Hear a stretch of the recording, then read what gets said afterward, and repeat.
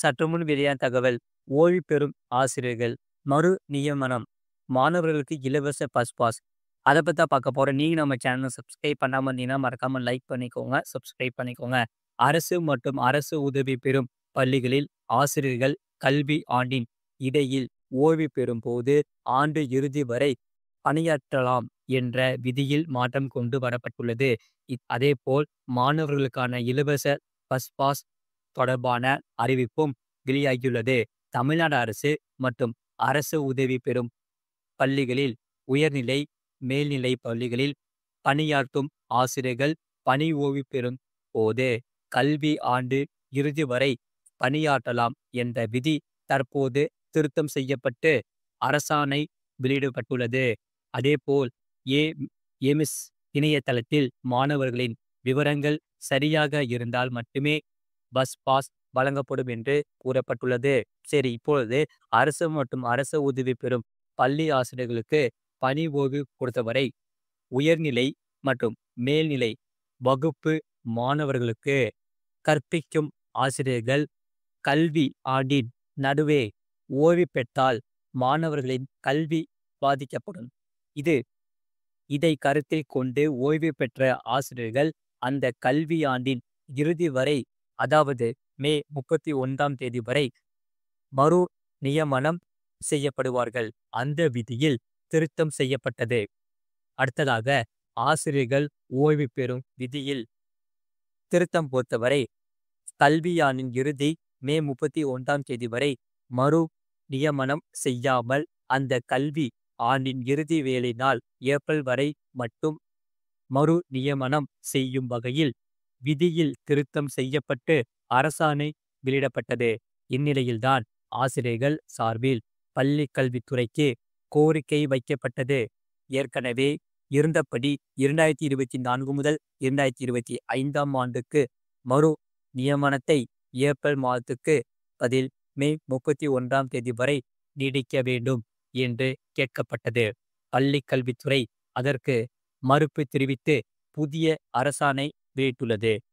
கல்வியாண்டின் இறுதி நாள் அல்ல, கடைசி வேலை நாள் பொறுத்தவரை இது தொடர்பான பள்ளிக்கல்வி இயக்குனர் கூறுகையில், அதில் ஆசிரியர்கள் ஓய்வு பெற்று மறு நியமனம் வழங்கும் போது கல்வி ஆண்டின் கடைசி வேலை நாள் வரை மறு நியமனம் வழங்க அனுமதி அளித்து ஆணையத்திடத்தை திருத்தம் செய்து கல்வி ஆண்டின் இறுதி நாள் மே 31ஆம் தேதி வரை மறு நியமனம் வழங்க அனுமதி அளித்து அரசாணை வழங்க அரசிடம் கோரப்பட்டு இருந்தது. இந்த கோரிக்கையை ஏற்க இயலாது என்று தமிழக அரசு தெரிவித்துள்ளது. இந்த விவரம் அனைத்து முதன்மை கல்வி அலுவலகங்களுக்கும் தெரிவிக்கப்படுகிறது என்று சுற்றறிக்கையில் தெரிவித்துள்ளது. இதனால் பள்ளி மாணவர்கள் இலவச பேருந்து பயண திட்டத்தை, அதாவது பயண அட்டையை பொறுத்தவரை பள்ளி கல்வி இயக்குனர் கண்ணப்பன் வெளியிட்டுள்ள மற்றொரு சுற்றறிக்கையில் மாணவர்களின் இலவச பேருந்து பயண அட்டை வழங்கப்படுவது குறித்த அறிவிப்பு ஒன்றை வெளியாகியுள்ளது. அரசு மற்றும் அரசு உதவி பெறும் பள்ளிகளில் படிக்கும் மாணவர்களுக்கு இலவச பஸ் பாஸ் வழங்கப்படுகிறது. இதற்காக வேலைகளை எமிஸ் தொழில்நுட்ப குழு செய்து வருகிறது. அடுத்ததாக, தலைமை ஆசிரியர்கள் செய்ய வேண்டியது என்ன என்று இங்கே பார்ப்போம். பள்ளிகளில் உள்ள தலைமை ஆசிரியர்கள் எம்எஸ் செயலில் உள்ள மாணவர்களின் விவரங்களை சரிபார்க்க வேண்டும். விவரங்கள் சரியாக இருந்தால்தான் மாணவர்களுக்கு பஸ் பாஸ் கிடைக்கும். இதையடுத்து தலைமை ஆசிரியர்கள் மாணவர்கள் தற்போது பயிலும் வகுப்பு, புகைப்படம் உள்ளிட்ட விவரங்களை சரிபார்த்து திருத்தங்கள் இருப்பின் அவற்றை மேற்கொள்ள வேண்டும். மாவட்ட முதன்மை கல்வி அலுவலர்களுக்கு அறிவுறுத்தல் படி அதன் விவர அறிக்கையை மாவட்ட வாரியாக குறித்து இயக்குநர்களுக்கு அனுப்பி வைக்க வேண்டும். இது சார்ந்து அனைத்து பள்ளிகளின் தலைமை ஆசிரியர்களுக்கும் அந்தந்த மாவட்ட முதன்மை கல்வி நிலுவலர்கள் உரிய அறிவுறுத்தல்கள் வழங்க வேண்டும் என்று கண்ணப்பன் தனது சுற்றறிக்கையில் தெரிவித்துள்ளார். அது மட்டும் இல்லாமல் தமிழக அரசு ஊழியர்கள் பாஸ்போர்ட் இனி ரொம்ப ஈஸியாக எடுக்கலாம். அதாவது தமிழக அரசு சற்றுமுன் வெளியிட்டுள்ள அரசாணையில் அரசு ஊழியர்களுக்கு பாஸ்போர்ட் பெறுவதற்கான தடையில்லா சான்று குறித்து விளக்கப்பட்டுள்ளது. இதன் மூலம் முன் இருந்த சிக்கலான நடைமுறை மாறிவிடும் என தெரிகிறது. அதாவது வெளிநாடு பயணிக்கும் நபர்கள் வைத்திருக்க வேண்டிய அடிப்படையான ஆவணம் பாஸ்போர்ட். இதை பெறுவதற்கு ஒவ்வொரு அரசும் பிரத்யோக நடைமுறைகளை வைத்திருக்கின்றன. இதன்படி இந்திய அரசு பிரத்யோக இணையதளம் பாஸ்போர்ட் அலுவலகங்கள் மூலம் விண்ணப்பிக்க அறிவுறுத்தியுள்ளது. இந்நிலையில் அரசு ஊழியர்கள் பாஸ்போர்ட் பெறுவதற்கும் வெளிநாடு செல்வதற்கும் தடையில்லா சான்று பெற வேண்டியது கட்டாயம்.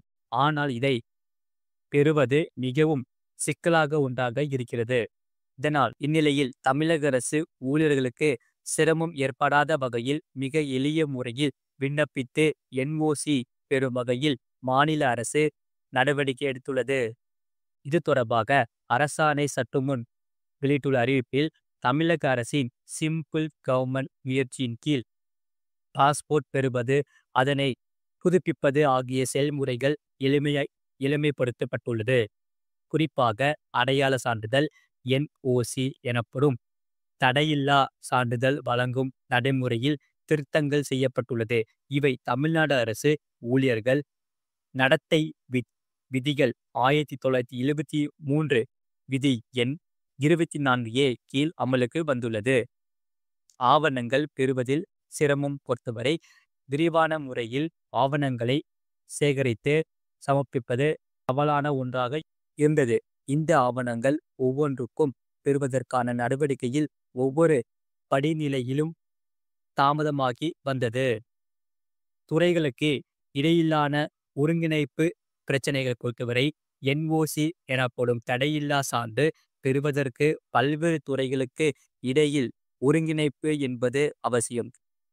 போதிய தகவல் பகிர்வு இல்லாததால், ஒத்துழைப்பு இல்லாதது போன்ற காரணங்களால் சான்று பெறுவதில் கால தாமதமாகிறது. மேலும் அதிகப்படியாக ஆவணங்களை கையாளும் வகையில் தள்ளிவிடுகிறது. வாய்ப்புகள் தவறிவிடுதல் பொறுத்தவரை பொறியியல், மருத்துவம் உள்ளிட்ட பல்வேறு துறைகளில் சேர்ந்த விரிவுத்துறையாளர்கள், பேராசிரியர்கள், சர்வதேச கருத்தரங்கள், சர்வதேச அறிவு மையங்கள் உள்ளிட்ட நிகழ்வுகளில் கலந்து கொள்ள ஆர்வம் காட்டி வருகிறது. ஆனால் பாஸ்போர்ட் பெறும் நடைமுறைகளில் அதிக சிக்கல் இருப்பதாக சுட்டி காட்டப்பட்டு சர்வதேச வாய்ப்புகளை தவறவிட்டு விடுகிறார்கள். ஏமாற்றத்தில் முடியும் தனிப்பட்ட பயனர்கள் குடும்பமாக வெளிநாடு பயணிக்க திட்டமிடும் போது அதில் ஒருவர் அரசு ஊழியராக இருந்துவிட்டால் சிக்கல்தான். ஏனெனில் போதிய அனுமதி, சான்று பெறுவதில் நிலவும் சிரமங்கள், கால தாமதமாகியவை அந்த பயணங்களையே வேண்டாம் என்று சொல்லும் அளவுக்கு ஆளாகி விடுகிறது. இது போன்ற செய்திகளை உடனுக்குடன் அறிந்து கொள்ள மறக்காம சேனலை சப்ஸ்கிரைப் செய்யுங்கள். மற்றவர்களுக்கு தெரியப்படுத்த ஷேர் செய்யுங்கள்.